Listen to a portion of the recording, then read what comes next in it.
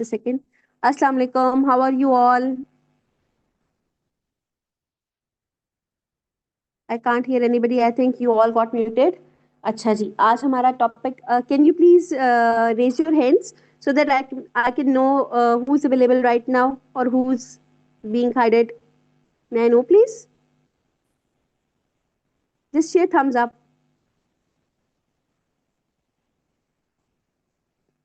Am I audible? Hello, am I audible?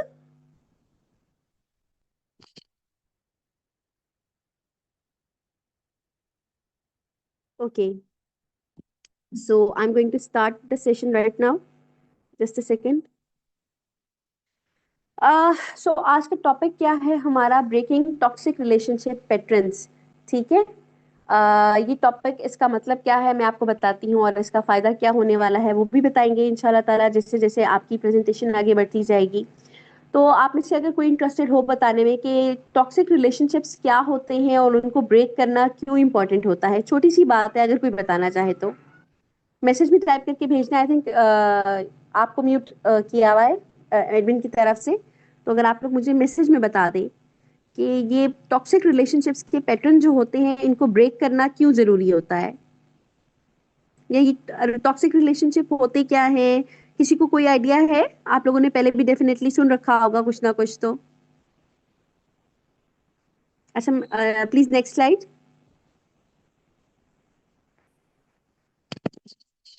Hello, am I audible? Yes. अच्छा जी, what are toxic relationships? सबसे पहले हम ये देख लेते हैं कि टॉक्सिक रिलेशनशिप्स होते क्या हैं। रिपीटेड बिहेवियर्स होते हैं। ठीक है, किसी की भी तरफ से हो सकते हैं। फ्रेंड हो सकता है, फैमिली हो सकता है, कोई रोमांटिक रिलेशनशिप हो सकता है। सॉरी, एक मिनट में देख लेती हूँ आपने क्या मैसेज किया है। They provide us negative vibes and slow our progress. Yes, you are right. Very right, very right.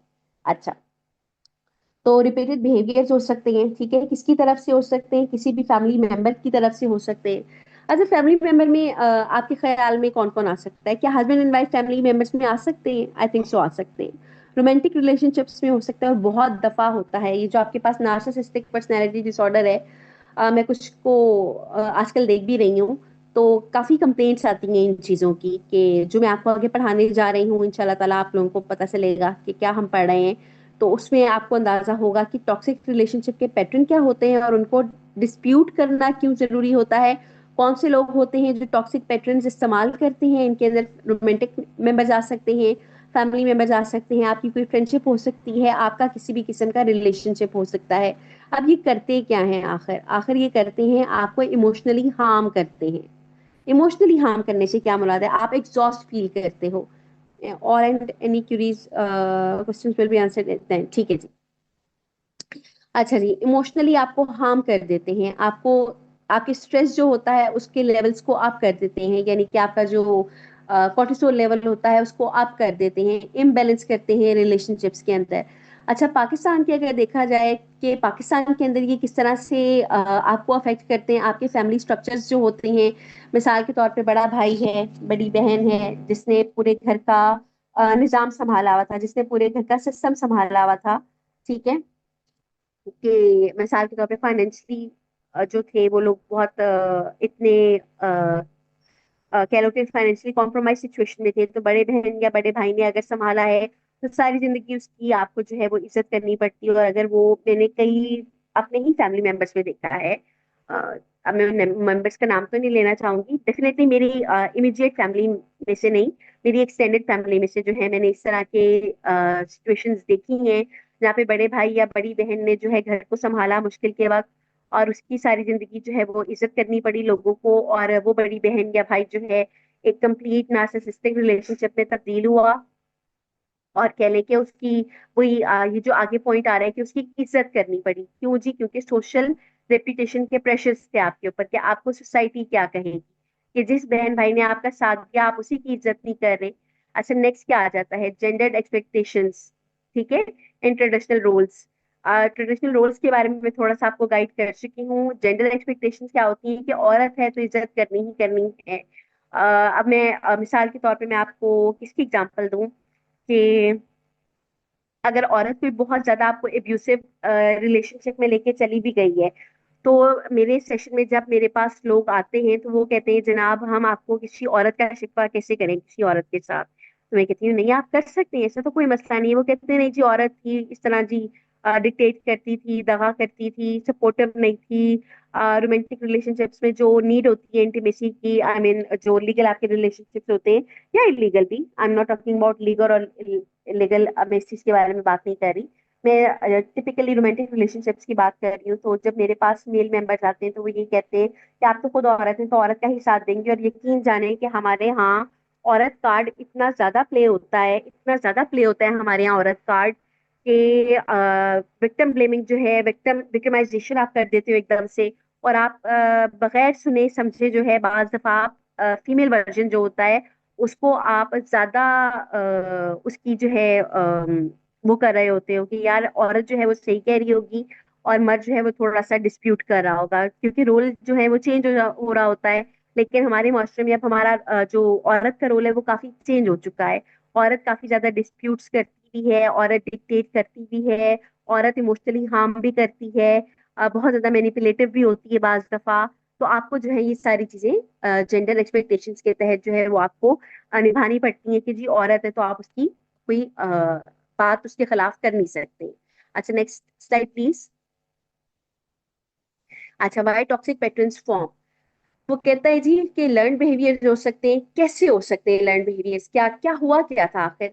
वो कहते हैं कि जो इमोशनली अनअवेलेबल और कंट्रोलिंग केयर गिवर्स होते हैं ना, उनकी तरफ से चाइल्डहुड पैटर्न में आपको जो है वो कंट्रोल करना आ जाता है कि यानी आपने जब तक अपने रिलेशनशिप को हर तरह से हर तरफ से गिराह ना लगाई। गिराह लगाने का मतलब ये है कि यार इसको तो मैं बांध के रखूं ना अपने साथ। और मेरे पास ऐसा एक कई एक नहीं कई केसेस आए इत्तेफाकन, मैं क्योंकि कपल थेरेपिस्ट हूँ, मेरी स्पेशलिटी जो है वो कपल थेरेपी में है। तो मेरे पास कई केसेस ऐसे आए जिसके अंदर जो लड़की थी वो रो रो के कह रही थी कि पहले मेरी इतनी फ्रेंड्स थी, मेरा सोशल सर्कल था, लेकिन इस फियांसी के आने के बाद जिसके साथ अब मैं निकाह के बंधन में बंध गई हूँ, तो इस बंदे ने जो है मेरी एक एक करके फ्रेंड छुड़वाई है, एक एक करके इसने मेरे रिलेटिव्स छुड़वाए हैं, एक एक करके इसने मेरे इमीडिएट फैमिली को मुझसे पीछे किया है। और कम्प्लीटली कंट्रोल हासिल करने के बाद अब वो उसको जिस तरह चाहे, जिस तरफ चाहे मोल्ड कर सकता है, जिस तरह चाहे मैनिपुलेट कर सकता है। तो जो आपको इस तरह कंट्रोलिंग केयर गिवर्स अगर मिलते हैं जो कि इमोशनली अनअवेलेबल भी हों, तो उनके अंदर इन पैटर्न्स को लास्ट करने का जो प्रॉब्लम है वो आ जाता है। अच्छा कोई पास्ट ट्रोमा और अनरिजॉल्व कॉन्फ्लिक्ट भी हो सकता है। कल्चरल नॉर्मलाइजेशन ऑफ निग्लेक्ट और कंट्रोल की जो हमारे कल्चर में है कि मिसाल के तौर पे मैं आपको अपनी एग्जांपल दे देती हूँ कि मेरे पास एक केस आया और लिटरली मैं उसको अभी भी डील कर रही हूँ। तो मैंने फिर फीमेल से ये बात कही क्योंकि फीमेल जो थी वो काफी मैनिपुलेटिव थी और काफी ज्यादा उसके जो थे वो ठीक उसका जो पर्सनैलिटी थी वो उसके अंदर प्रॉब्लम आ रही थी। अब मैं नाम तो नहीं लूंगी क्या हो रहा था, लेकिन प्रॉब्लम आ रही थी। तो मैंने कहा जब मैंने कहा कि आपको, मैंने खुद ही से कहा, मैंने कहा आप क्या 1.5 इंच की मस्जिद बना के बैठी हैं, आपको नहीं पता हमारे माशरे का मर्द कैसा होता है। तो आज जब मैं इन स्लाइड्स को गो थ्रू कर रही थी दोबारा, तो मैंने कहा यार ये तो बात मैं खुद भी कर चुकी हूँ। तो वाकई में हम जो है कल्चरल निग्लेक्ट को, जो हमारा पास कंट्रोल और निग्लेक्ट आता है उसको हम नॉर्मलाइज कर चुके होते हैं कहीं ना कहीं, क्योंकि आप भी कहीं ना कहीं उस टॉक्सिक पैटर्न से कहीं ना कहीं हमारे कल्चर की वजह से गुजरे हुए होते हो। अच्छा जी लो सेल्फ एस्टीम आ जाती है leading to unhealthy attachment. Definitely जब किसी की सेल्फ एस्टीम ही लो लो होगी तो वो अटैचमेंट क्या सही करेगा, सही है ना। तो अनहेल्दी अटैचमेंट जाएगी। Repetition of pattern across generations. हाँ जनरेशनल ट्रोमा भी हो सकता है कि अगर आपकी जनरेशन में इस तरह का टॉक्सिक पैटर्न आया हुआ है तो बहुत चांसेस होते हैं कि आपके अंदर भी वो पैटर्न जो है वो इंशाल्लाह बोल रही हूँ, आपके अंदर भी जो है वो पैटर्न लाइक करेगा कहीं ना कहीं। तो ये प्रॉब्लम्स आ जाते हैं। अच्छा जी नेक्स्ट स्लाइड प्लीज। अच्छा अब इसके अंदर बताया हुआ है कॉमन टॉक्सिक पैटर्न्स कौन कौन से होते हैं। Control and manipulation. अच्छा इसके अंदर क्या बताया हुआ है कि एक पार्टनर जो है दूसरे पार्टनर को डिक्टेट करता है। किस तरह से डिक्टेट करता है, उसके इमोशंस को हाईजैक कर लेता है, अपनी चॉइसेस उसके ऊपर डिक्टेट करता है और उसकी सोशल लाइफ को जो है वो बहुत ज्यादा प्रेशराइज, कंट्रोल, मैनिपुलेट करके रखता है। अच्छा इसके अंदर एग्जाम्पल क्या आ सकती है, मिसाल के तौर पे अगर कोई ये बंदा है और उसकी बंदी जो है वो सही पैटर्न्स पर नहीं है, यानी पर्सनैलिटी के सही पैटर्न्स पर नहीं है। जो हमारे पास पर्सनैलिटी के पैटर्न्स आते हैं, मिसाल के तौर पे हमारे पास एक हिस्ट्रॉनिक ट्रेट आ जाता है, एक नार्सिसिस्टिक ट्रेट आ जाता है, ये सारे ट्रेट्स आ जाते हैं हमारे पास। तो इसके अंदर अगर आपको कोई कंट्रोल और मैनिपुलेशन करना चाहे तो कैसे कर सकता है? वो ऐसे कर सकता है कि आपका जो सोसाइटल लाइफ है, ठीक है, उसके अंदर आपको बदनाम कर दिया, ठीक हो गया। आपके जो इमोशंस है उनको हाईजैक कर लिया कि तुम्हारे इमोशंस मेरे अलावा किसी के लिए होने ही नहीं चाहिए, या तुम्हारे इमोशंस दूसरों के लिए इतने जाग जाते हैं तो मेरे लिए क्यों नहीं होते, और वहीं से कंट्रोल और मैनिपुलेशन का सिलसिला जो है वो शुरू हो जाता है। ओके। कोडिपेंडेंसी के अंदर वो क्या बता रहे हैं? वो कहता है जी, sacrificing own needs to maintain the healthy relationship. ये कोडिपेंडेंसी का वर्ड जो है ये हमारे पास आता है बहुत ज़्यादा, जो हम यूज़ करते हैं ये हमारे पास एडिक्शन के अंदर भी आता है। और बिलीव यू मी, रिलेशनशिप्स के अंदर एडिक्शन मैंने बहुत जगह देखी है, बहुत जगह देखी है।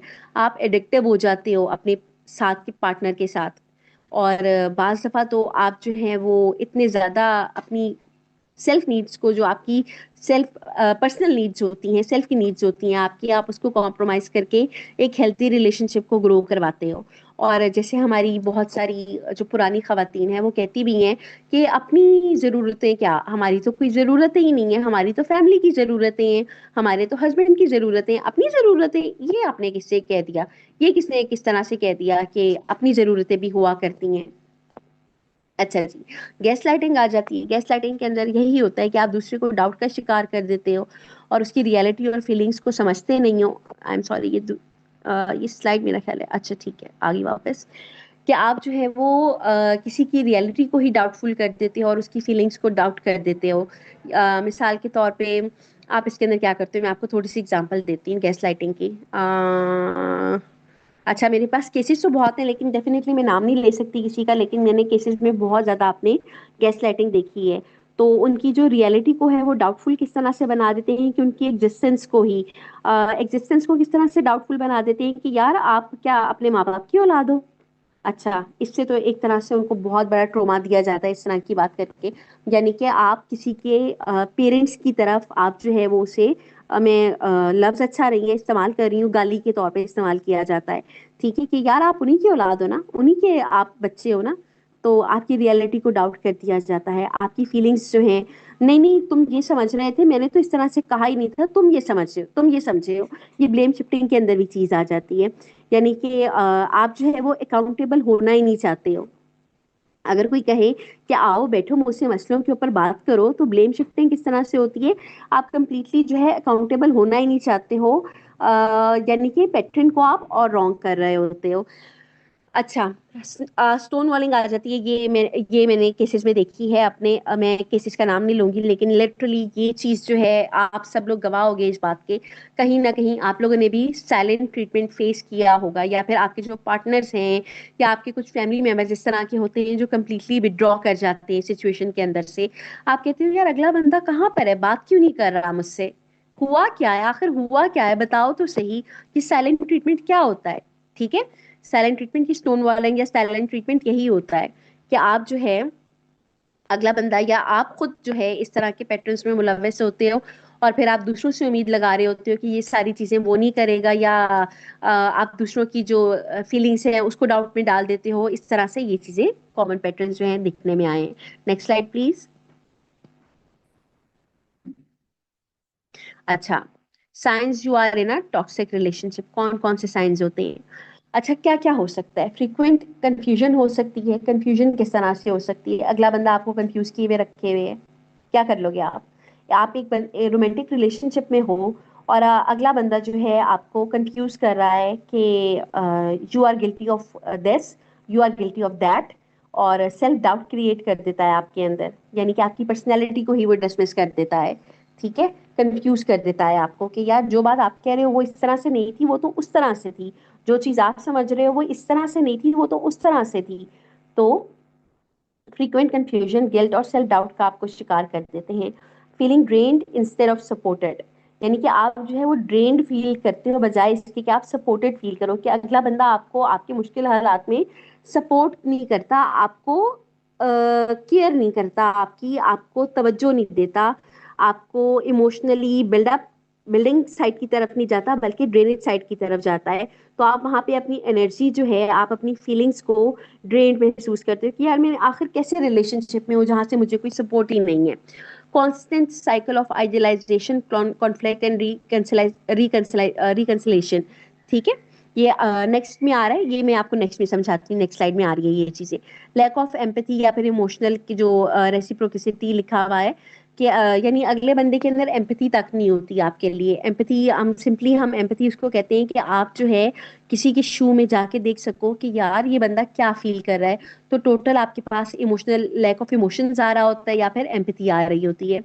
पैटर्न जो है वो रिपीट हो रहा होता है, बजाय इसके कि अपॉलॉजी की जाए और या फिर प्रॉमिस जो आपको किया जाता है या आप जो करते हो उस प्रॉमिस के ऊपर रहा नहीं जाता, अपॉलॉजी नहीं मांगी जाती, अपॉलॉजी की नहीं जाती, बल्कि उस पैटर्न को जो है वो रिपीट किया जाता है। ठीक है, और वो कौन सा पैटर्न था, वही आपको कंफ्यूजन में लेके जाने वाला, वही आपको गिल्ट में लेकर जाने वाला, सेल्फ डाउट में लेकर जाने वाला, आपकी एनर्जी को ड्रेन करने वाला, और इमोशनल और वर्बल अब्यूज भी हो सकता है, जस्टिफाइड बाय कल्चर और लव। अच्छा, अगर मिस है ना, आप में से किसी का माइक ऑन करें और कोई इसमें कंट्रीब्यूट करना चाहे अगर, तो मुझे बड़ा मजा आएगा। ये बड़ा मजे का सेंटेंस है कि इमोशनल और वर्बल अब्यूज जो है वो जस्टिफाई हो जाता है कि भाई हमारे तो कल्चर में ही मर्द अगर गाली ना दे तो मर्द कैसा होता है वो। आपने सुनी है कभी ये बात? I hope so much miss है ना, thank you so much. Okay, तो आप में से कोई मुझे बताना पसंद करेगा कि ये जो हम कल्चरली बाउंड अब्यूज करते हैं या लव बाउंडेड जो हम अब्यूज करते हैं, कि प्यार मोहब्बत में सब कुछ चलता है, प्यार मोहब्बत में सब कुछ चलता है, कल्चर मर्द गाली ना दे तो मर्द हो ही नहीं सकता। तो ये चीजें किसने सुनी नहीं है, ये कौन इसको रीइंफोर्स करेगा कि हाँ मैडम ऐसा होता है। आप में एक मेल मेंबर भी हैं मेरा, देखे हैं मेल मेंबर कौन से हैं हमारे पास? मोहम्मद राहील जी, मोहम्मद राहील साहब। जी मैम, ये चीज़ जो आप कह रही हैं ये मतलब ऑन द अदर हैंड ऐसे भी होता है कि लेट्स से कि अगर आप किसी को पेन दो तो वो सामने हाँ कहते हैं कि यार हाँ क्या मर्द हो के तू शिकायत कर रहा है। और हाँ। मर्द हो के जो है वो अपनी बीवी के या ससुराल वालों की कंप्लेन जो है वो लेके यस बैठे हुए हो। Yes yes yes. अच्छा मोहम्मद राहिल साहब, मैं आपसे एक्चुअली ये तो बिल्कुल आपने ठीक कहा, लेकिन मैं एक्चुअली इस सेंटेंस को आपसे रीइंफोर्स करवाना चाह रही थी। ये जो हमारा वर्बल अब्यूज नहीं होता मर्दों की साइड से, ज्यादातर मर्दों की साइड से होता है, वैसे तो आजकल औरतें भी कम नहीं है। जो बच्चियां आजकल की आ रही हैं उनकी लैंग्वेज मैंने सुनी हुई है, तो मेरे घर में भी बहुत सारी बच्चियां इधर उधर जा आ रही होती हैं। तो आजकल तो बच्चियों की लैंग्वेज भी माशाल्लाह माशाल्लाह हो गई है। लेकिन अगर मैं मर्दों की तरफ स्पेसिफिकली जाऊं, तो क्या आप मुझे ये बता सकते हैं कि ये जो हम इमोशनल और वर्बल अब्यूज को जो हम कल्चरली बाउंडेड कर देते हैं कि भाई हमारे कल्चर में गाली देना है, तू मर्द कैसा है अगर तू गाली नहीं देता, तो इसके ऊपर आप कुछ कमेंट करना चाहेंगे? मैम अब यही वही बात है कि आपकी अपब्रिंगिंग कैसी है। अगर आपने जो है वो हाँ सामने गाली दे के बात की है तो इसका मतलब ये है कि आप जो बात कर रहे हैं वो बिल्कुल सही है, और ये इस बात की हाँ। दलील है कि आपको बहुत गुस्सा है। अगर आप ओ गाली माय नहीं दे रहे तो गॉड। इसका मतलब ये है कि यस। आपने जो है वो मतलब कोई ऐसी बात आपको लगी ही नहीं है कि कोई ये बात भी कोई गलत बात है।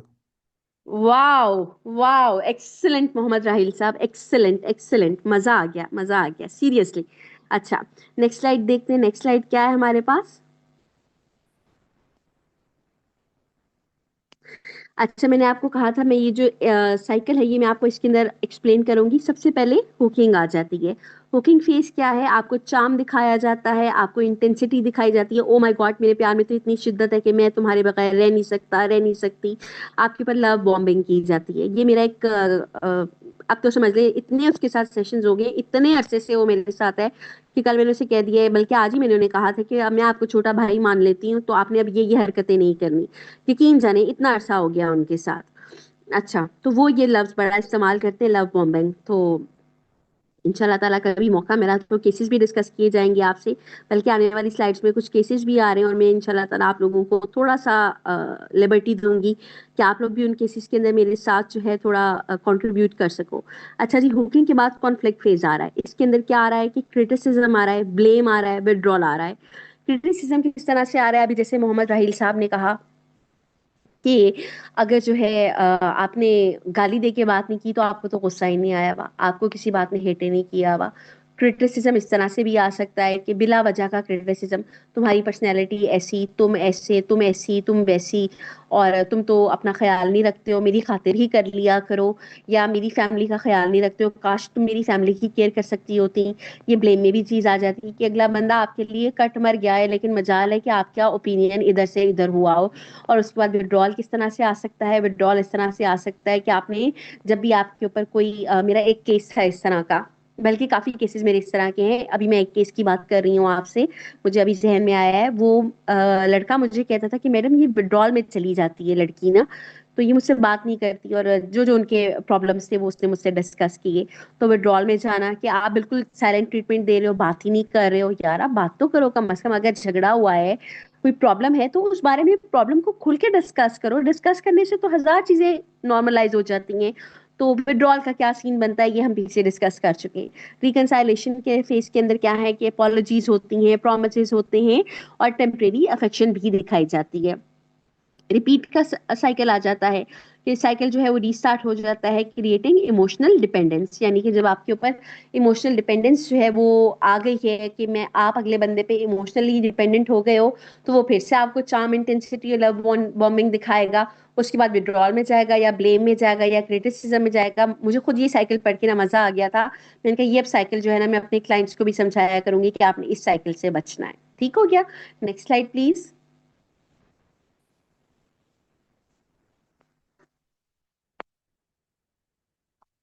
अच्छा जी, कल्चरल इन्फ्लुएंसेस इन पाकिस्तान, ये हम देख लेते हैं। प्रेशर टू टॉलरेट और फॉरगिव ड्यू टू फैमिली और कम्युनिटी एक्सपेक्टेशंस, बड़े मजे का पॉइंट है। इसके अंदर क्या कहा जा रहा है कि आपको जो है, स्पेशली फीमेल्स को दरगुजर करने का कहा जाता है। जो मैंने आपको अपने केस की बात की थी अभी, कि मैंने उस खातून को ये भी कहा था कि आप कौन सी अनोखी अपनी मस्जिद बना के बैठी हुई है, अकेले की मस्जिद बना के बैठी हुई है। आपको पता है मर्द तो हमारे यहाँ ऐसे ही होते हैं, तो आपने क्या शादी से पहले ये चीज महसूस नहीं की थी? तो उसका जवाब तो काफी ट्विस्टेड था, क्योंकि केस वो मेरा डिफरेंट था थोड़ा सा। तो लेकिन मैंने ये बात भी की थी, तो हम अक्सर ये बात कर जाते हैं, बीइंग का थेरेपिस्ट भी, क्योंकि आप भी कल्चरली बाउंड होते हो, तो कहीं ना कहीं आपके मुंह से भी इस तरह की बात निकल निकल जाती है। तो मैंने, मुझे अच्छी तरह याद है कि मैंने उसको टॉलरेट करने की एग्जांपल दी थी। अब आई डोंट नो उस की तरफ इंटेंसिटी कितनी ज्यादा थी, क्योंकि वो जितना रोध हो रही थी, उतना मुझे जो मेल था वो इतना रोध हो नहीं रहा था। तो मुझे मोहम्मद राहिल साहब की बात याद आ गई, कि जब तक आप गाली नहीं दोगे, या जब तक आप कोई अब्यूसिव लैंग्वेज इस्तेमाल नहीं करोगे, तब तक तो जी आपको किसी चीज ने हिट ही नहीं किया। तो बहरहाल जी, हम टॉलरेट करने को भी कहते हैं, क्योंकि फैमिली की एक्सपेक्टेशंस होती हैं, या फिर कम्युनिटी की आपके साथ एक्सपेक्टेशंस होती हैं। और मोस्टली ये रोल जो है पाकिस्तान के अंदर फीमेल्स को ग्रांट किया जाता है, कि फीमेल्स जो है वो फॉरगिव कर दें, और नए तरीके से आगे बढ़े। मगर मैं आपको अगर हकीकत बताऊं, तो आजकल के जो मेरे पास केसेस आ रहे हैं, वो फीमेल नार्सिसिज्म के ज्यादा आ रहे हैं। लिटरली मैं आपको सच बोल रही हूँ, मैं झूठ नहीं बोल रही आप लोगों से। अभी तक मेरे पास जितने केसेस आए हैं। अच्छा जी, जेंडर के रोल्स होते हैं, यानी women often socialise to compromise men in to control, यानी कि औरत जो है उसको अक्सर कहा जाता है कि आप कॉम्प्रोमाइज कर लो, कंट्रोल ही कर रहे हैं ना, तो क्या हो गया, आपसे मोहब्बत तो करता है ना यार, आप क्या कर रही हो, देखो वो आपके लिए ये चीजें लेकर आता है, ये चीज काम करता है, वो काम करता है, कंट्रोल ही कर रहे हैं ना जरा सा, तो क्या हो गया, फिर क्या हो गया, इस तरह की बातें भी की जाती हैं। शेम एंड रेपुटेशन, लोग क्या कहेंगे, use to maintain toxic behaviour. अच्छा, ये जो मसला है ना, ये हमारे थोड़े पुराने कपल्स में था कि लोग क्या कहेंगे। आजकल तो मैंने जितने रिलेशनशिप्स देखे, मैं आपको बहुत सारी बच्चियों की एग्जांपल दे सकती हूँ, जो इस वजह से सिर्फ किसी रिलेशनशिप में नहीं जाना चाहती, क्योंकि वहां से जो है आपको उनको जो है टॉक्सिक, क्या औरत का कॉम्प्रोमाइज करना सही है? बेटा एक हद तक सही है, लेकिन अगर बात आपकी सेल्फ रिस्पेक्ट पे आ रही हो, बात अगर आपकी इज्जत नफ्स पे आ रही हो, बात अगर आपकी फैमिली पे आ रही है, तो आपको हल्का फुल्का स्टैंड आजकल ले लेना चाहिए, क्योंकि आजकल की औरत पुरानी औरत जैसी, हमारे पुराने जमानों, ये जो लिखा हुआ है ना, शेम एंड रेपुटेशन, लोग क्या कहेंगे, लोग तो बहुत कुछ कहते रहते हैं, और मैंने ये आजकल की बच्चियों के मुंह से सुना है। मैं आपसे झूठ नहीं कह रही, आजकल की बच्चियां जो हैं बहुत फास्ट फॉरवर्ड हैं, और वो यही कहती हैं कि हम क्या करें, वी कांट निग्लेक्ट। ठीक है? तो मेरा ख्याल है कि जब आप अपने लिए स्टैंड लेते हो, तो उससे बेहतर स्टैंड कोई भी नहीं होता। तो कॉम्प्रोमाइज इस हद तक करना चाहिए कि सेल्फ रिस्पेक्ट पे बात ना आ रही हो, आपकी सेल्फ आइडेंटिटी हाथ से ना जा रही हो, आपकी फैमिली के ऊपर बात ना आ रही हो, क्योंकि फैमिली को भी अगर बातें पड़ती हैं ना, यानी कहीं से बेटा एक सेकंड में देखती हूँ आपने क्या लिख के भेजा है मुझे, एक second. Divorce ratio is more durate, जी बिल्कुल, आपने बिल्कुल सही कहा। मुझे अभी किसी ने डेटा शेयर किया था, किसी सिटी का, आई थिंक साहिवाल सिटी का शेयर किया था किसी मेरे क्लाइंट ने मेरे साथ डेटा, और वो था 960 के करीब डिवोर्स के केसेस आए हुए थे, जिसके अंदर से 600 एंड समथिंग केसेस जो थे वो खुला में तब्दील हुए, और बाकी केसेस जो थे वो सुलह की तरफ गए।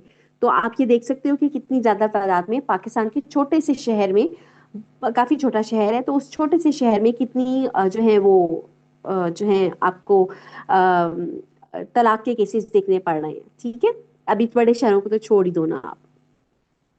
अच्छा जी, अरेंज मैरिज जो है उसके डायनामिक्स जो होते हैं वो आपको इन्फ्लुएंस करते हैं कि डेफिनेटली जब अरेंज मैरिज हुई भी होती है कि दोनों साइड से पेरेंट्स आ जाते हैं कि नहीं नहीं निभाना है, चाहे आप दोनों की मियाँ बीवी की पर्सनैलिटी मिल रही हो या ना मिल रही हो, आपस में एक दूसरे के साथ जितना मर्जी जो है वो आपका क्लैश चल रहा हो, लेकिन अरेंज मैरिजेस के अंदर ये वाकई में बात देखी गई है। अच्छा, religious misuse to justify control instead of mutual respect, जी बिल्कुल, रिलीजन मिसयूज। अच्छा जी, रिलीजन के अंदर ये बात लिटरली है कि मर्द को कवामियत का दर्जा दिया गया है, लेकिन क्या औरत को माँ के तौर पे जन्नत का हकदार नहीं ठहराया गया? क्या माँ के पैरों तले जन्नत नहीं होती? और जब रसूल सल्लल्लाहु अलैहि वसल्लम से पूछा गया तो उन्होंने पहले तीन दर्जे माँ के बताए, रिस्पेक्ट, हकूक के, और आखिरी दर्जा जो वालिद का बताया। तो क्या हमारे पास ये अहादीस की सूरत में मौजूद नहीं है, या हम रिलीजन को कब तक मिसयूज करते रहेंगे कि आप जो है वो अगला बंदा आपको इस हद तक कंट्रोल कर चुका है कि आपकी पर्सनैलिटी डिस्ट्रॉय कर चुका है? और ये केसेस भी मैं अपनी फैमिली में ही देख चुकी हूँ, जहाँ पे औरत को क्योंकि जो अर्ली मैरिजेस होती है ना, यानी जो हमारे यहाँ पहले पहले हुआ करती थी, अब तो इसका दौर खत्म हो गया, हल्का फुल्का दौर अब भी है, कुछ कम्युनिटीज ऐसी हैं जहाँ पे जल्दी शादी को अच्छा समझा जाता है, लेकिन आजकल लोग अपनी बच्चियों को पढ़ाते हैं तो 21-22 एज हो जाती है शादी करते करते। लेकिन अगर पुरानी मैरिजेस में देखा जाए तो मर्द जो थे, मर्द को अगर कवामियत का दर्जा दिया गया था तो मर्द ऑल इन ऑल हुआ करता था। तो ये चीज है हमारे पास, ये चीज भी देखने में आई है। अच्छा, नेक्स्ट स्लाइड प्लीज। अच्छा जी, कौन कौन से पैटर्न होते हैं? एंशियस पैटर्न होता है हमारे पास, अवॉइडेंट पैटर्न होता है, और डिसऑर्गेनाइज पैटर्न होता है। अच्छा जी, एंशियस अटैचमेंट के अंदर क्या है कि फियर ऑफ अबेंडनमेंट आएगा। ठीक हो गया, कि ये मुझे छोड़ ना दे कहीं, मैं अकेली ना पड़ जाऊं या मैं अकेला ना पड़ जाऊं, मुझे छोड़ ना दे कहीं, तो उसके अंदर क्लिंगिंगनेस आ जाएगी और ओवर कम्पनसेशन आ जाएंगी कि आप जो है क्लिंग कर रहे होगे दूसरे को कि यार बस मैं इसके साथ चिपकी रहूं किसी तरह कि मुझसे भाग ना जाए, और ओवर कम्पनसेशन आ जाती हैं कि आप ओवरली कंपनसेट कर रहे होते हैं हर चीज को।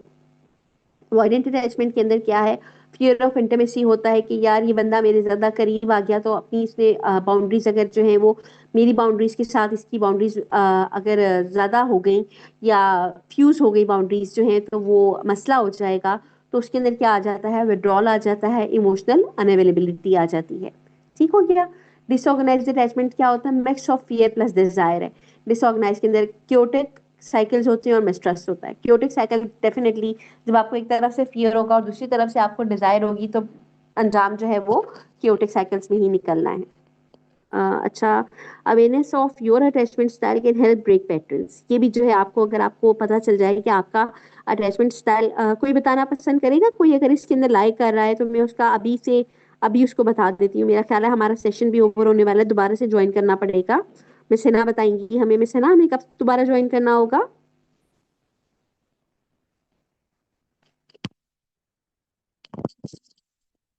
बेटा आप लोग को आवाज आ रही है? नहीं, अच्छा। अच्छा कंटिन्यू, ठीक हो क्या जी? वो कोई मुझे बताना पसंद करेगा अगर कोई इस पैटर्न के अंदर लाइक कर रहा है, या मैं आगे चलूं? मुझे सिर्फ एक मैसेज कर दे आप में से कोई भी।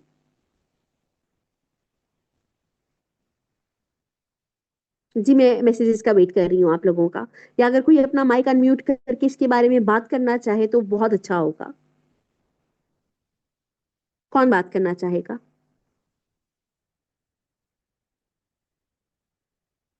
जी जी सिद्रा प्लीज।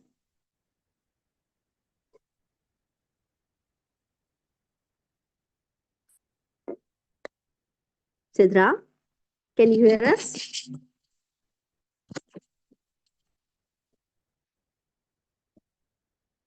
Sidra?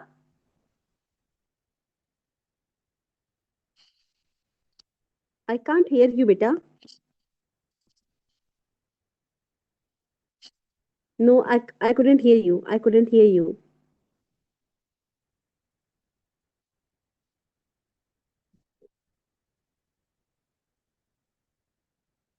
अच्छा, डिसऑर्गेनाइज अटैचमेंट को रिपीट कर दूं।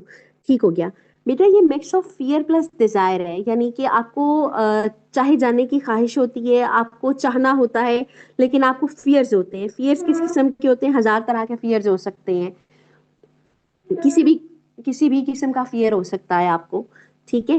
तो उसके अंदर जो आपका जो रिजल्ट निकलता है ना, वो क्योटिक साइकिल्स में निकलता है। क्योटिक साइकिल्स क्या होते हैं कि आपका क्योस भरा हुआ होता है उसके अंदर, यानी कि totally messed up situations, totally messed up situations. और रिजल्ट क्या निकलता है फिर? उसके अंदर आपका मिसट्रस्ट आ जाता है। जाहिर है कि जब आपके अंदर फियर भी होगा और डिजायर भी होगी और आपका जो मसला है वो निकल रहा है मेस्ड अप सिचुएशंस में, तो मिसट्रस्ट क्यों नहीं आएगा?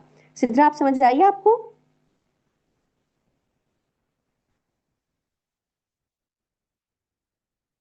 ओके, ये थम्स अप किसका आया है? अच्छा, ठीक हो गया। Next slide please. अच्छा जी, इसके अंदर लिखा हुआ है practical steps to break toxic patterns. ये बड़े मजे के स्टेप्स हैं। आप में से काइंडली मुझे रीइंफोर्स करते जाएं अगर किसी ने ये पैटर्न्स अपने अंदर अटेन किए हैं, किसी ने ये पैटर्न्स एक्वायर किए हैं किसी बैड रिलेशनशिप के बाद। किसी भी तरफ से हो सकता है, पेरेंटल हो सकता है, सिबलिंग हो सकता है, रोमांटिक हो सकता है, एक्सटेंडेड फैमिली के साथ हो सकता है, फ्रेंड्स का हो सकता है। तो अगर किसी ने ये जो है प्रैक्टिकल स्टेप्स अपनी आदतों में शामिल किए हैं तो काइंडली मुझे बताइएगा। Set clear boundaries. ठीक है जी, क्लियर बाउंड्रीज आपने जो है वो मेंटेन रखनी है। मिसाल के तौर पे अगर मेरा हस्बैंड के साथ रिलेशनशिप है, तो मैं अगर मेरा हस्बैंड बहुत ज्यादा गाली देने का आदी है, तो मैं अपनी बाउंड्रीज को उसके साथ क्लियर करूं कि नेक्स्ट टाइम आपने मुझे गाली नहीं देनी, मुझे नहीं पसंद। ठीक है। जिसमें आप लिमिट्स को कम्युनिकेट करते हो और उसके साथ आपको स्टिक भी रहना होता है। ठीक हो गया।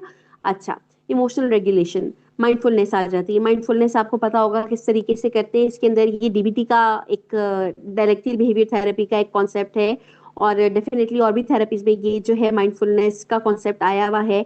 तो डायरेक्टिव बिहेवियर थेरेपी के तहत व्हाट और हाउ की स्किल्स होती हैं। व्हाट मतलब कि क्या करना है, किस चीज के तहत माइंडफुलनेस होना है और माइंडफुल होना है, और जो हाउ की स्किल्स होती हैं कि कैसे होना है। ये इंशाल्लाह ताला मैं आप लोगों को एक स्लाइड भिजवाऊंगी, मिस हैना ये आप लोगों को सेंड कर देंगी, तो उसके अंदर आपको ज्यादा क्लियर हो जाएगा। ग्राउंडिंग की टेक्निक्स होती हैं। ग्राउंडिंग की टेक्निक्स क्या होती हैं? आप अपने सारे जो आपके बॉडी पार्ट्स होते हैं, आप उसको इन्वॉल्व करते हो और आप 5 to 1 जाते हो।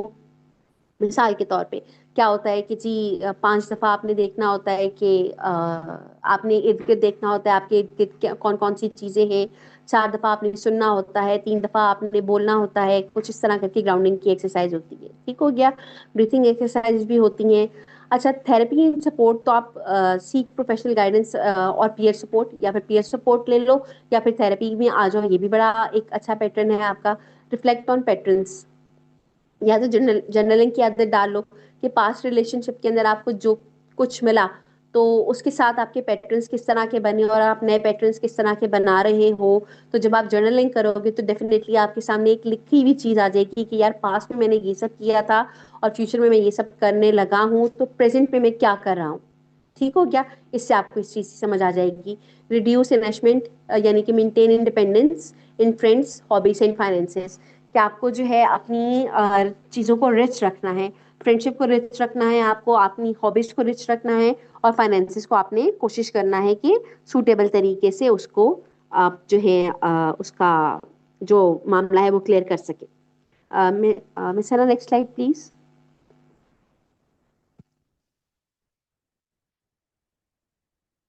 अच्छा जी, कम्युनिकेशन स्ट्रेटजीज क्या होनी चाहिए? बड़े मजे की स्लाइड है ये भी, एक second. Yes, can you hear me all? Mohammad Rahil sahab, क्या can you hear me all? जी ma'am, we can hear you. Okay, thank you. अच्छा, use I statements, I feel hurt when, यूं नहीं कहना यार देखो ये तो होता ही है ना, फिर रिलेशनशिप्स में देखो, फिर अगर आप इस तरह करोगे तो इस तरह तो फील होगा ना, ऐसे ना करो। देखो, आपने असर्ट करना है, अपने आप को असर्ट करना है, ठीक है। आपने ब्लेम और एक्यूजिशन को जो है वो अवॉइड करना है, बजाय इसके क्या आप देखो कि क्या ब्लेम कर सकता हूँ, किसको एक्यूज कर सकता हूँ, किसको ब्लेम कर सकता हूँ।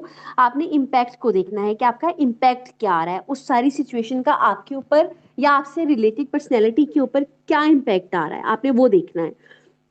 बजाय इसके कि आप इज्यूम करो कि अगले बंदे की नीयत ये हो सकती है, देखा उस वक्त उसने मुझे ये कहा था, तो उस वक्त उसकी नीयत। जी मोहम्मद राहिल साहब, आप कुछ बात करना चाह रही हैं? नहीं मैम, मैं जस्ट सुन। अच्छा ठीक है, आपका माइक अनम्यूट हुआ हुआ था इसलिए मैं पूछ रही थी। अच्छा, ask for clarification instead of assuming intent, बजाय इसके कि आप किसी की नीयत को भांपना शुरू कर दे, you should go for clarification. आप उनसे क्लैरिफिकेशन मांगे कि आपके इस स्टेप का मतलब क्या था।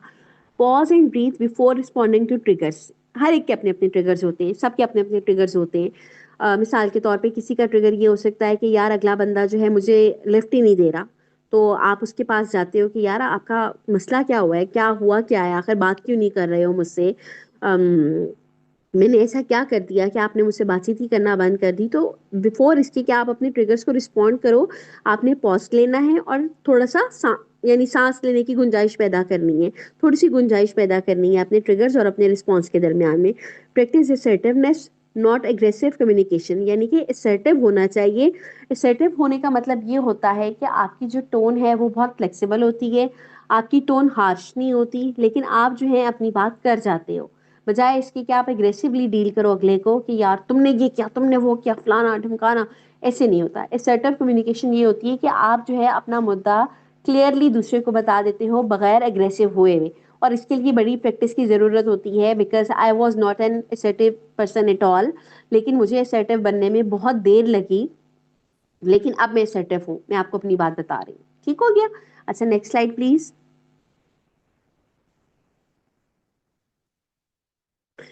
कोपिंग विद कल्चरल प्रेशर, ये बहुत मजे की स्लाइड है। आपने देखना है कि आप एडवाइस जो है किससे ले रहे हो, ठीक है। आपने किसका प्रेशर बियर करना है, किसकी वैल्यूज को मद्देनजर रखना है। आपने आपने किन एलाइज को आपने देखना है, और आपने किससे रिस्पेक्ट करवानी है, किसकी रिस्पेक्ट करनी है और किसको रिस्पेक्ट देनी है। आपको ये सारे मामला डील करने आने चाहिए। अगर नहीं आते तो इसकी प्रैक्टिस कर लें, प्रैक्टिस से भी ये चीज़ें आ जाया करती हैं। आपने याद रखना है कि इमोशनल सेफ्टी जो है वो सेविंग फेस से ज़्यादा अच्छी होनी चाहिए। सेविंग फेस से मुराद है कि आपकी ह्यूमिलेशन, यानी अगर आपको की ह्यूमिलेट कर रहा है तो इमोशनल सेफ्टी जो है उससे ज़्यादा आपकी इंपॉर्टेंट है। Gradual change is often safer in tight net family systems, यानी कि अगर आप ग्रेजुअली अपने आप को सेफर स्पेस में लेके जाते हो जहाँ पे फैमिली सिस्टम्स बहुत ज़्यादा इमेंस हैं आपस में, जहाँ पे फैमिली सिस्टम्स जो है मिसाल के तौर पे आई डोंट नो आप में से कौन कौन लाहौर में से है, लेकिन एक टर्म इस्तेमाल की जाती है लाहौर में, वट्टा सट्टा। कौन कौन इस टर्म से आगाह है या अवेयर है, वट्टा सट्टा की टर्म से?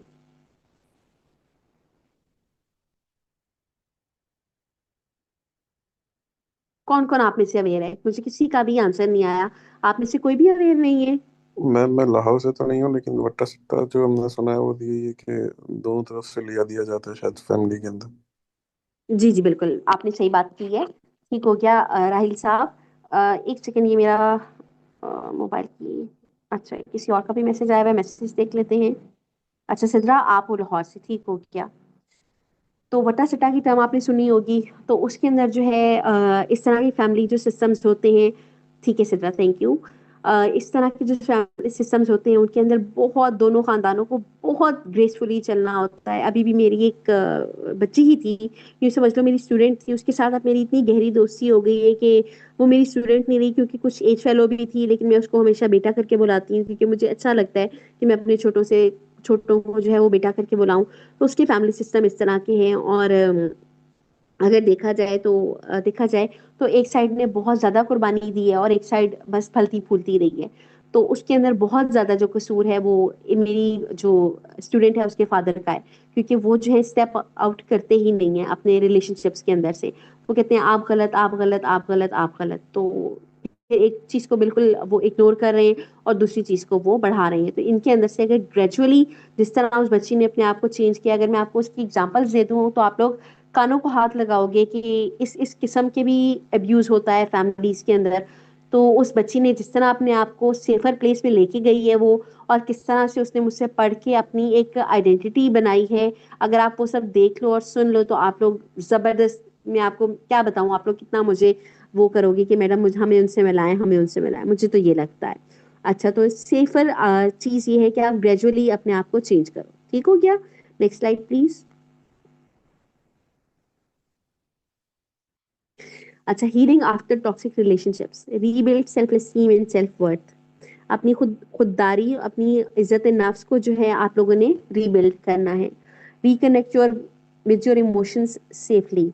अपने इमोशंस के साथ आपने जो रिकनेक्ट करना है वो सेफली करना है। ऐसा ना हो कि आपके इंजर्ड इमोशंस हो और आप जो है how to become assertive, is it something can, yes yes yes Rahil साहब, बिल्कुल असर्टिवनेस जो है वो लर्न ही की जाती है हमारे जैसे माशरों में, जहाँ पे बहुत ज्यादा एग्रेसिवली बात करने की आदत को बेहतर ख्याल किया जाता है। वही आपकी वाली बात आ रही है कि जब तक गाली नहीं देंगे तब तक अगले बंदे को लगेगा नहीं कि आपको कोई बात हर्ट की है। तो assertiveness is something that you can practice and you can learn. Yes, it is. मैं भी assertive नहीं थी, मैंने आपको अपनी एग्जांपल दी थी कि मैं कंप्लीटली नॉन assertive बिहेवियर्स में थी, और मैंने assertiveness जो है वो लर्न की है। जी मोहम्मद राइल साहब। Ma'am, how is it possible कि अगर सामने से कोई आपको जो है वो ऊपर से आ रहा है या आपको जो है वो कंटिन्यूअसली प्रोवोक कर रहा है, आपको कंटिन्यूअसली आपके जो है वो पास्ट के बारे में बता के ट्रिगर कर रहा है, how can you be assertive in that situation? अच्छा, ठीक हो गया। देखो, सबसे पहले तो आपको अपने ट्रिगर्स पे काम करना होगा, उससे जो है आपको डिसेंसिटाइज होना होगा। ठीक हो गया? एक एक बंदा आपको कितनी दफा पास्ट का ताना दे देगा, और ताना दे दे के जब थकेगा नहीं, आपको मुसलसल, आपको तो डिसेंसिटाइज, आपको नहीं लगता आप डिसेंसिटाइज हो जाओगे अपने ट्रिगर से? राहिल साहब आपसे बात कर रही हूँ, काइंडली मुझे बताइए कि आपको लगता है कि आप डिसेंसिटाइज हो जाओगे जब बार बार ताना पड़ेगा? मतलब बार बार ताना पड़ गया, आप या तो ढीठ बन जाएंगे या आप बोलेंगे यार जो बोलना है बोलो, हमें तो कोई फर्क नहीं पड़ता। चलो इस तरह से ले लेते हैं। ठीक है, और इसके अलावा आपका क्या क्वेश्चन था कि पास्ट के अगर ट्रिगर कर रहा है, और आपने क्या बात की थी? मतलब पास्ट का अगर ट्रिगर कर दिए चीजें और आपको जो है वो कंटिन्यूअसली प्रोवोक किया जा रहा है, आपके मुंह में उंगली देख के जी जो है जी। वो आपको बोला जा रहा है कि बात करो, हमसे लड़ो, हमें बोलो, तब ऐसी सिचुएशन में आप कैसे असर्टिव रह सकते हैं? अच्छा, वो ये तो बड़ा आसान है, आप लड़ाई को फौरन स्किप कर सकते हैं, ये तो कोई मसला ही नहीं है। एक दफा आप असर्टिवनेस अगर लर्न कर लो ना, असर्टिवनेस का मतलब होता है कि बगैर गुस्सा किए आप सिचुएशन में से निकल जाओ। ये भी एक तरीका होता है कि आपको गुस्सा नहीं आ रहा, आप कह रहे हो भाई माफ कर यार, मैं इस किस्म का बंदा नहीं हूँ, तूने जिससे जाके लड़ना है लड़, मुझसे ना लड़, मैं तेरे टाइप का बंदा नहीं हूँ। सिंपल एज दैट, मैं सिंपल वो तो अगर वर्ड्स में। कोई बाहर से अगर कोई करे आपका कोई जो है वो हो तो आप कर सकते हो, मतलब फैमिली के अंदर भी अगर ऐसी चीजें चल रही हैं तो how can you skip? Family के अंदर भी स्किप की जा सकती है, मैंने आपको बताया ना, मैंने असर्टिवनेस सीखी है। मैं असर्टिव नहीं थी बिल्कुल भी, मैं भी एग्रेसिव हो जाया करती थी, और मैंने भी बहुत फाइट्स को स्किप किया है। लेकिन फाइनली आप जब इमोशनली अपने आप को स्ट्रॉन्ग कर लेते हो, और हम्म। फैमिली के अंदर भी, और आप जो है जब अपनी, वही देखो आ रहा है ना जो हमारे पास ये चीजें आ रही हैं कि अपनी सेल्फ एस्टीम को आप जो है देखते हो एक नजर, अपनी सेल्फ वर्थ जो आपकी होती है उसको एक नजर उसके ऊपर डालते हो, आप अपने इमोशंस को सेफली उनके साथ कनेक्ट करते हो। सेफली कनेक्ट करने का मतलब क्या है कि कोई बंदा मुसलसल आपको ब्लो अप कर रहा है और आप जो है वो उससे, हेलो, जी जी। अच्छा ठीक है, आप जो है उसके साथ लड़ना नहीं चाह रहे हो, बल्कि आप जो है अपने इमोशंस के साथ सेफली कनेक्ट करते हो, और उनको देखते हो कि कौन सा इमोशन हर्ट हुआ हुआ है और उसको आप रीबिल्ड करते हो। आप सेल्फ कंपैशन को देखते हो, आप एफर्मेशंस में जाते हो, आप रिफ्लेक्ट करते हो हेल्दी रिलेशनशिप क्या होता है, और अपने स्टैंडर्ड्स को सेट करते हो जब आप, तो और जो आपके जो ओल्ड पैटर्न्स होते हैं उनको आप खुद से पकड़ के ब्रेक करते हो। तो आपके पास जो है सेटअप नेस की सारी तरकीबें हैं जो मैं आपको बता रही हूँ। क्या ख्याल है आपका, इससे सेटलनेस आ सकती है? मतलब इसके लिए तो मुझे तो ऐसा लग रहा है मैम कि आपको बहुत ही प्रैक्टिस करनी पड़ेगी, और जो है वो ये भी इस समथिंग लाइक कि आपको जैसे आप मैथ्स के एग्जाम के लिए बहुत प्रैक्टिस करके जाते हो, तो इसी तरीके से आपको बहुत प्रैक्टिस करनी पड़ेगी जब जाके आप उस लेवल पे पहुंचोगे, कि अगर सामने से कोई आपको जो है वो बिल्कुल ही डिग्रेड कर दे या बिल्कुल ही मतलब बाउंड्रीज का ख्याल ना करे, तो फिर भी आपने जो है वो तरीके से वहां से निकलना है। देखो बेटा, इसके लिए प्रैक्टिस की किस तरह से जरूरत होती है, शीशे के सामने जाके खड़े हो जाओ और रोल प्ले कर लो। ठीक है, या तो रोल प्ले कर लो या फिर शीशे के सामने जाके खड़े हो जाओ। किसी को अपने साथ बैठा लो और जो भी दोस्त यार है उसे कहो, यार आप इस तरह बोलोगे, मैं इस तरह बोलूंगा। थोड़ा सा उसके साथ कनेक्ट करो, थोड़ा सा उसके साथ रिबिल्ड करो हर चीज को। और अपने जो ओल्ड पैटर्न्स हैं उनको डिस्कार्ड करो, और जो आपके नए पैटर्न्स हैं उनको अपनी रूटीन में शामिल करोगे। डेली रूटीन में आप प्रैक्टिस करोगे, या तो मिरर करोगे, या फिर आप अपना कोई रोल प्ले के लिए कोई साथी चुन लोगे, या फिर आप एम्प्टी चेयर भी टेक्निक होती है, उसके जरिए भी आप असर्टिवनेस को प्रैक्टिस कर सकते हो।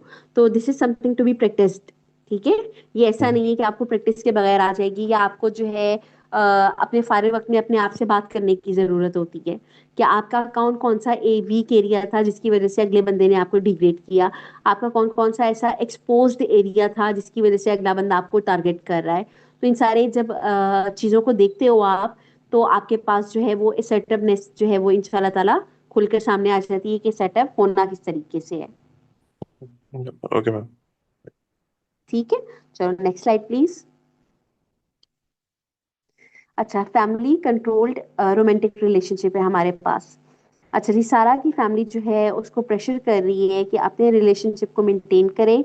अ partner who constantly criticises her, ऐसा पार्टनर जो उसको हर वक्त क्रिटिसाइज करता है, उसको फियर है कि वो अपनी इज्जत जो है वो लूज कर देगी और अपने पेरेंट्स को डिसअपॉइंट करेगी। What red flags can you notice? Next slide please.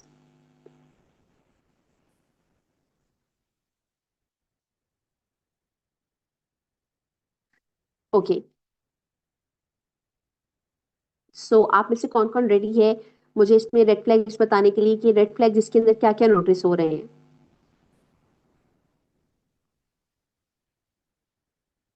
We have, Alhamdulillah, 5 participants in the session. So, Sidra, Huda, Huma, Umehani, Rahid, kindly आप लोग पार्टिसिपेट करें ताकि हम स्लाइड को जो है वो आगे मूव कर सके।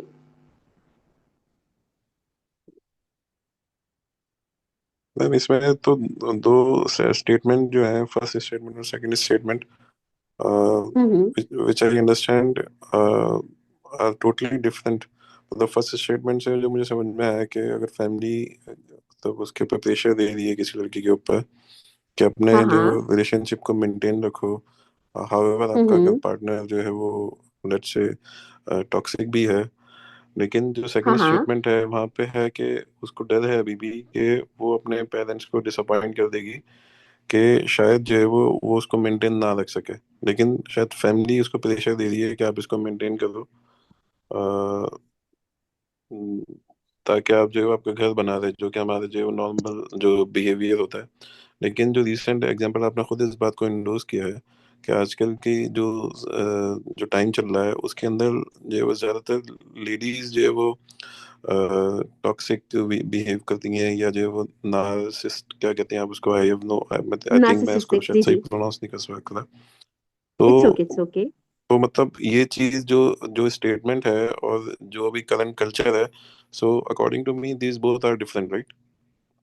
ओके, तो रेड फ्लैग, ठीक आई हो डोंट नो गया। कि is it a red flag या जो है वो ये मतलब विक्टिम विक्टिम सिचुएशन जो है वो लड़की ने बना ली है अपने आप को, या जो है वो लड़की का माइंडसेट ही ऐसा है कि वो विक्टिमाइज माइंडसेट है, जो कि अपने आप को सही समझता है, और उसके पेरेंट्स शायद जो है वो मतलब वो चीज़ों को सही समझ रहे हैं, या तो ये चीज हो सकती है, या फिर जो है वो वाकई में अगर ये रेड फ्लैग है, red flag in the sense कि वाकई में लड़की की तरफ से कोई कुछ बहुत ही ज्यादा बुरा हो रहा है, जिसकी वजह से जो है वो लड़की जो है वो कोई ऐसा स्टेप ले लेगी जो कि उसके पेरेंट्स के अगेंस्ट जाएगा। हाँ, ठीक हो गया, आपने काफी ज्यादा बता दिया। अच्छा किया। अब हम नेक्स्ट स्लाइड में देख लेते हैं कि हमारे पास स्लाइड में फ्लैग्स कौन से आ रहे हैं, रेड फ्लैग्स कौन से आ रहे हैं। कैन यू प्लीज, देखा है वो? और definitely I think that's the most important red flag in the scenario. तो रेड फ्लैग क्या है कि पार्टनर रिफ्यूजेज अकाउंटेबिलिटी। ठीक है जी। फैमिली जो इन्फोर्स कर रही है कंप्लाइंस को, और सारा इमोशनल नीड्स आर डिसमिस्ड। ठीक है जी। अब देख लेते हैं कि सारा जो है अपनी बाउंड्रीज को सेफली असर्ट कैसे कर सकती है, और कल्चरल जो प्रेशर है उसके इन्फ्लुएंस जो उसके डिसीजन पे कर रहा है वो कैसे कर रहा है। कल्चर जो आपको इनपुट दे रहा है, कल्चर का मतलब है आपकी फैमिली। आपकी फैमिली आपके जो है सिचुएशन के ऊपर बहुत ज्यादा हावी हुई हुई है, बजाय इसके कि सारा जो है अपनी इज्जत की बाउंड्रीज जो उसने फैमिली के साथ बनाई थी वो अपने पार्टनर के साथ बनाती शुरू के अंदर ही। यानी जब उसका पार्टनर जो है वो उसको अकाउंटेबिलिटी नहीं दे रहा था, या सारा की इमोशनल नीड्स जो है उसको वो डिसमिस कर रहा था, या सारा के अंदर जो है वो अ, उसकी बाउंड्रीज को वो मैनिपुलेट कर रहा था, वो क्रॉस कर रहा था, तो वहां पे जो है वो सारा अगर फर्स्ट हैंड ही वो अपना जो है एक सेफ रिलेशनशिप बना लेती तो वो ज्यादा अच्छा होता। ठीक हो गया। नेक्स्ट देख लेते हैं हमारे पास क्या है। अच्छा, repeat conflict with codependent partner. Codependent हमने कौन सा देखा था? कोडिपेंडेंट मुझे कोई बताएगा हमने कोडिपेंडेंसी के अंदर क्या पढ़ा था?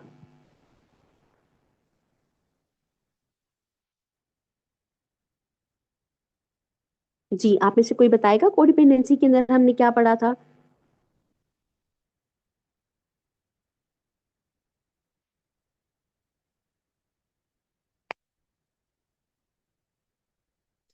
चलिए मैं बता देती हूँ आपको। कोडिपेंडेंसी के हमने अंदर हमने ये पढ़ा था कि अपनी नीड्स को पीछे रख के आप जो है वो दूसरे की नीड्स के ऊपर ज्यादा फोकस करते हो, कि उसको ओवर कंपनसेट कर रहे होते हो कि ये किसी तरह मुझसे राजी हो जाए। अब इस सिनेरियो देख लेते हैं। अहमद पार्टनर जो है वो ओवर रिएक्ट करती है या करता है माइनर मिस्टेक्स को, अहमद जो है ओवर कंपनसेट करता है, और साइकिल जो है वो रिपीट रिपीटेडली जो है वो ओवर द मंथ्स चला जाता है। इसके अंदर रेड फ्लैग्स क्या हैं? डेफिनेटली इसके अंदर अहमद का ओवर कंपनसेट करना, अहमद का अपनी नीड्स को भूल जाना, और दूसरे का जो है ओवरलैप कर जाना, ये हमारे पास रेड फ्लैग्स आ रहे हैं। लेट्स सी स्लाइड के अंदर क्या लिखा हुआ है। Next slide please.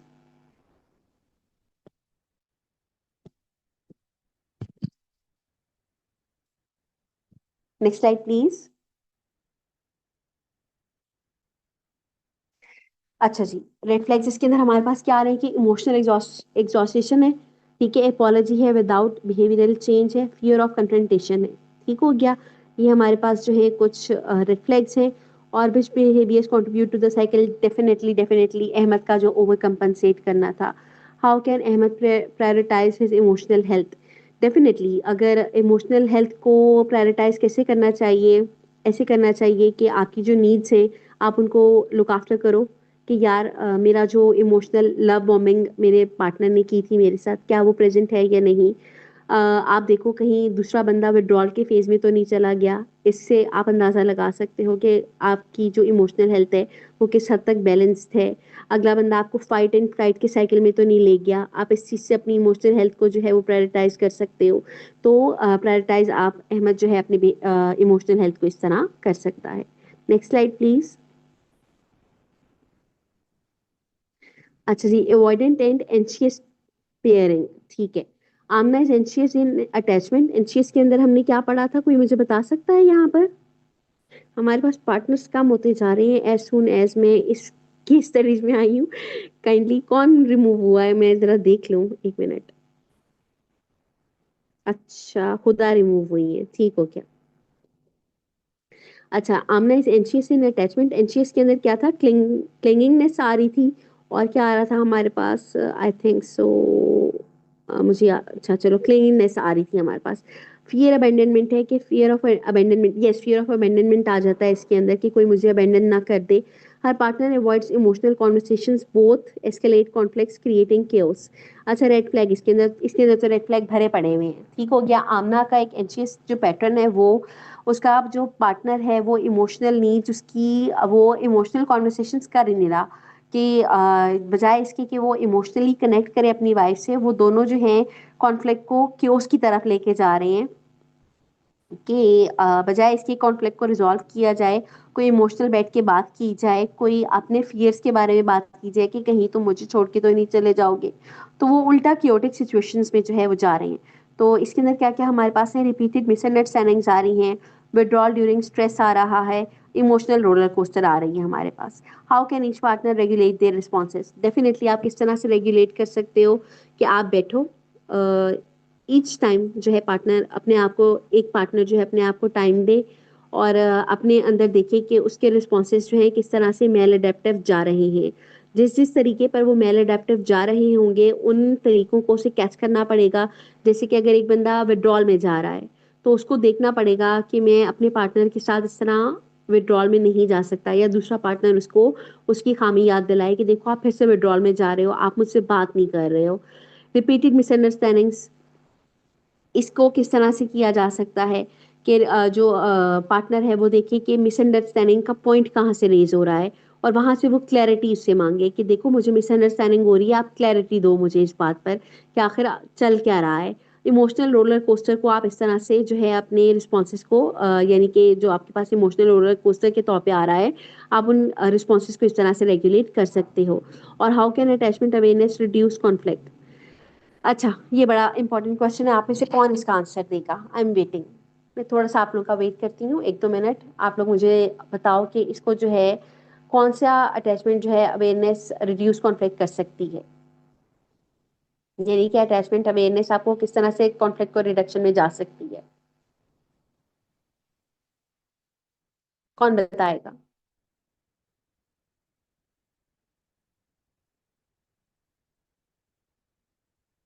अच्छा देखो ना, जब एक बंदे को पता चल जाएगा कि यार मैं जो हूँ अगले बंदे के ऊपर ही चढ़ा रहता हूँ कि यार तुम मुझे टाइम दो, तुम मुझसे बात करो, तुम मुझसे फलानी दिन की बात करो, तुम मुझसे अब ये बात करो, क्लिंगिंगनेस शो करेगा। उसको ये फियर होगा कि यार ये बंदा जो है मुझे छोड़ के ना चला जाए। तो आपको नहीं लगता कि ये चीज़ जो है रिड्यू कॉन्फ्लिक्ट को रिड्यूस कर रही है? जब अगले बंदे को पता ही चल गया कि अच्छा मेरा ये प्रॉब्लम है, तो जो पार्टनर जिसको ये प्रॉब्लम है तो वो इसको रिकग्नाइज कर लेगा, तो कॉन्फ्लिक्ट जो है खुद ब खुद रिड्यूस हो जाएगा। किसको लगता है ऐसा? मैम ये भी तो हो सकता है कि जब ये सारी चीज़ें पता चल जाए तो वो अगेंस्ट आपके ही मतलब वीक पॉइंट को लेके और उसको जो है वो मजीद इसको एक्सप्लॉइट करें, इन चीज़ों को वीक बेसिस या वीक पॉइंट बना के। बिल्कुल मैनिपुलेटिव हो सकते हैं लोग, इन चीजों को लेके बड़े मैनिपुलेटिव भी होते हैं, आप बिल्कुल सही कह रहे हो। लेकिन अगर आपको खुद को पता चल जाए ना कि यार मेरी ये मिस्टेक निकल रही है अच्छा, मुझे किसी और ने भी मैसेज किया है, लेट्स रीड दैट। मैं आपको राहिल साहब, मैं आपको भी रिप्लाई करती हूँ। Yes, it will reduce conflict if stated clearly and assertively। Definitely Chitra, ये तो बात है। अच्छा राहिल साहब एक्सक्यूज मी, राहिल साहब डेफिनेटली इन चीज़ों को लेके लोग बड़े मैनिपुलेटिव होते हैं, लेकिन अगर जिस बंदे के अंदर ये खामी नज़र आ रही है, जिसका एंशियस एवॉइडेंट और इस तरह का अटैचमेंट स्टाइल है, तो अगर उसको अपनी अटैचमेंट स्टाइल की अवेयरनेस हो जाए ना, तो वो बंदा अपनी खामी पे खुद ब खुद काबू पा लेता है। आपको क्या लगता है, ऐसा होता है? जब आपको अपने बारे में पता चल जाए कि आपकी ये मिस्टेक है, तो आप अपनी गलती पे काबू पा सकते हैं? आपको लगता है अगला बंदा तो आएगा ही मैनिपुलेट करने, वो क्यों अपने जो है वो जश्न और अपनी जीत का जश्न जो है वो छोड़ेगा? क्यों छोड़ेगा अगला बंदा? वो तो नहीं छोड़ने वाला। लेकिन अगर आपको अपनी खामी का पता चल जाए, तो आपको नहीं लगता आप अवेयर हो जाओ आहिस्ता आहिस्ता, यार ये मेरे अंदर प्रॉब्लम है, तो इसको मैं ठीक करता हूँ, इससे मुझे लगता है सारे कॉन्फ्लिक्ट्स जो है वो रिजॉल्व हो जाएंगे। क्या लगता है आप? मैम वो तो सारी पता है, सेल्फ अकाउंटेबिलिटी और सेल्फ ग्रूमिंग की तो जो है वो हर एक को रिक्वायरमेंट रहती है। लेकिन हाँ अगर ये हाँ वीक पॉइंट अगर आपके सामने जो है वो पर्सन को अगर पता चल जाए जिसके साथ आपके कॉन्फ्लिक्ट्स हैं, तो हाँ वो हाँ, इन पॉइंट्स को लेट्स से कि आपके अगेंस्ट भी जो है वो यूज हो सकता है। और डेफिनेटली हो सकते जब हैं। तक आप उन चीज़ों को जो है वो ओवरकम नहीं कर लेते, उस वक्त तक आपने कैसे जो है वो चीज़ों को बैलेंस करना है या कैसे जो है वो चीज़ों को टैकल करना है। So that is again one of the question mark, right, और one of the red flag. ठीक है। देखो बेटा, जब तक आपको पता नहीं ना होता आपकी अपनी मिस्टेक क्या है, अगला बंदा तो आपको मैनिपुलेट करता है और आप मैनिपुलेट होते भी हो। ठीक है। और इसको टैकल करने का तरीका ये होता है कि साइड बाय साइड जब आपके कॉन्फ्लिक्ट्स आते रहते हैं, जब आपको रोजमर्रा की बुनियादों पे कॉन्फ्लिक्ट्स फेस करने पड़ रहे होते हैं, तो आप इतने जो है वो इमोशनली एग्जॉस्टेड हो जाते हो कि यार ये मसला क्या है, आखिर मसला कहाँ पर है, मसला किधर है। आपको लगता है राहिल साहब कि हम इतने एग्जॉस्ट हो जाते हैं कि फाइनली हम मसले की जड़ तक पहुंचना चाहते हैं कि यार ये रोजमर्रा की रूटीन बन गई है, मैं तो पागल हो जाऊंगा या पागल हो जाऊंगी इससे, तो काइंडली कोई मेरी हेल्प करे, या मुझे खुद से सॉर्ट आउट करना चाहिए कि प्रॉब्लम आ कहाँ पे रहा है। क्या ख्याल है आपका? I think, man, this is one of the reason because of it. Most of us are here to understand कि मसला क्या है, और मतलब टॉपिक का नाम ही जो है वो इतना अट्रैक्टिव है। तो हाँ हाँ हाँ। मतलब वी शुड ओवरकम समथिंग, क्योंकि हमारे अंदर कहीं पे कोई ना कोई गड़बड़ अगर है तो वो सबसे पहले पता होगी हम्म। जब भी हम उसको जो है वो ठीक करने की कोशिश करेंगे। देखो ना इस स्टडी के ऊपर क्या लिखा हुआ है, अवॉइडेंट एंशियस पेयरिंग, यानी कि हमारे पास दोनों अटैचमेंट स्टाइल्स आ गए हैं। ठीक है, हम्म। अवॉइडेंट भी आ गया और एंशियस पेयरिंग भी आ गया है। कि एक के डेफिनेटली एक के अंदर जो है वो विड्रॉल वगैरह है, और दूसरे के अंदर जो है वो फियर ऑफ अबैंडनमेंट है। तो अगला बंदा, एक बंदा जो है दूसरे के ऊपर चढ़ा जाएगा कि मुझे टाइम दो, मुझे तवज्जो दो, मुझे मुझसे प्यार करो, या मुझे छोड़ के तो नहीं चले जाओगे। जब इस तरह की बातें बार बार करोगे तो अगला बंदा तो आपको मैनिपुलेट करेगा ही करेगा। और जब आपको अपना पता चल जाएगा कि अच्छा ये हमारे पैटर्न्स हैं, तो आपने नोटिस किया था कि जो हमारे पास पैटर्न्स थे उसके नीचे लाइन क्या लिखी हुई थी, कि जब आपके पास आपको अवेयरनेस आ जाती है तो आपकी जो क्योटिक सिचुएशंस हैं वो बहुत कम हो जाती हैं। बिल्कुल। ठीक हो गया। अच्छा, नेक्स्ट स्लाइड प्लीज।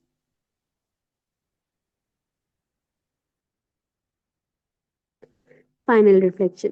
अच्छा जी, ये हमारे पास है कि what patterns do I repeat across relationships. Rahil साहब आपके लिए ये आ रहा है स्पेशली।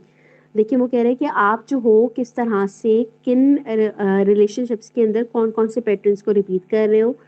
फैमिली, कल्चर और रिलीजन आपकी चॉइसेस में आपको किस तरह से इन्फ्लुएंस कर रही हैं। आप कौन से स्टेप्स ले रहे हो कि आप जो है अपनी इमोशनल वेलबींग के ऊपर तवज्जो दे रहे हो, कौन से स्टेप्स ले रहे हो आप। ठीक है। और हेल्दी रिलेशनशिप्स को स्टार्ट करने के बारे में आप कितने सेल्फ अवेयर हो, आपकी बाउंड्रीज कितनी मेंटेन है, और आप रिफ्लेक्शन किस तरीके से कहाँ और कैसे कर रहे हो। तो ये चीज़ें जो हैं वो आपके जो रिलेशनशिप्स हैं उनको हेल्दियर बनाने में मदद फराहम करती हैं। क्या ख्याल है राहिल साहब? Exactly ma'am, these are the shortcomings के जो आपके अंदर हैं, जब तक आपको पता नहीं होंगे उस वक्त तक आप उनको उनके ऊपर वर्क नहीं कर सकते थे। बिल्कुल। तो शॉर्ट कमिंग्स आपको एक थेरेपिस्ट बता सकता है या फिर आपका दोस्त बता सकता है, ये हमने पीछे पढ़ा था ना। एग्जैक्टली। तो आप थेरेपिस्ट की हेल्प सीख करो। आप इस प्लेटफॉर्म के ऊपर भी आ सकते हो, इस प्लेटफॉर्म के ऊपर भी बहुत सारे थेरेपिस्ट मौजूद हैं जो आपकी प्रॉब्लम को हल कर सकते हैं। और आपके डेफिनेटली पीयर सपोर्ट ग्रुप भी इंशाल्लाह ताला होगा, आई होप सो। तो आप उनसे भी राय ले सकते हो कि यार ये मसला चल रहा है, तो इस मसले में कहाँ मैं गलत हूँ, कहाँ पे दूसरे गलत हैं। तो आपको बड़ी ही एक प्योर राय मिल जाएगी आपके बडीज की तरफ से। ठीक है, तो मेरा ख्याल है देखते हैं नेक्स्ट स्लाइड क्या कह रही है। Next slide please. I think so slides are finished. I think so. अच्छा जी, थैंक यू फॉर ज्वाइनिंग। और हमें जो है आप इन नंबर्स पे अप्रोच कर सकते हैं। वेबसाइट भी लिखी हुई है, इंस्टा का अकाउंट भी लिखा हुआ है। और free this Monday, healthy communication, speaking and listening and with empathy। Next webinar हमारा आ रहा है इस मंडे को आ रहा है, तो आप वो भी उसको भी थोड़ा अप्रोच करके तो अपनी जो बाउंड्रीज वगैरह हैं और जो एम्पैथी के साथ लिसनिंग है, या फिर कम्युनिकेशन प्रॉब्लम्स के अंदर जो कम्युनिकेशन के अंदर जो प्रॉब्लम्स आ जाती हैं उनको आप किस किस तरीके से डील कर सकते हो, वो आप इस वेबिनार में इंशाल्लाह ताला देखोगे। आप हमें लिंक्डइन, फेसबुक और इंस्टा पे ज्वाइन कर सकते हैं। और इंशाल्लाह ताला अगर आप इस प्लेटफॉर्म से कोई थेरेपिस्ट हायर करना चाहें तो वो भी कर सकते हैं। तो आई होप सो आप लोगों को वेबिनार कुछ समझ आया होगा। अगर किसी को अच्छा लगा है तो वो थम्स अप दे दे, और अगर किसी को नहीं अच्छा लगा तो वो थम्स डाउन दे दे मुझे, ताकि मुझे पता चल जाए कि नेक्स्ट टाइम मुझे मजीद मेहनत करने की ज़रूरत है या नहीं। थैंक यू राहिल साहब, बहुत शुक्रिया।